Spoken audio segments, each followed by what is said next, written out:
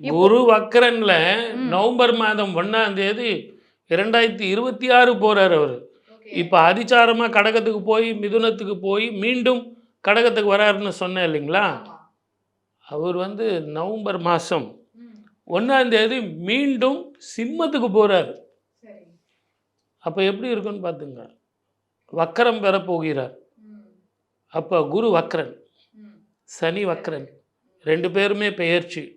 இவ்வளவு இருக்கு.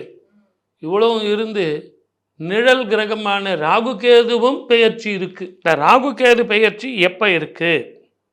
6/12/2026 டிசம்பர் மாதம் 6ஆம் தேதி ராகுகேது பெயர்ச்சி. ஆக சனி பெயர்ச்சி, குரு பெயர்ச்சி, ராகுகேது பெயர்ச்சி. அது மட்டும் இல்லாமல் வக்கரமாகி மீண்டும் உங்களுக்கு போகிறாங்க. அதில் குரு வந்து சிம்மத்துக்கு போகிறார். இப்படி நிறைய நிகழ்வுகள் காத்துக்கிட்டு இருக்கு.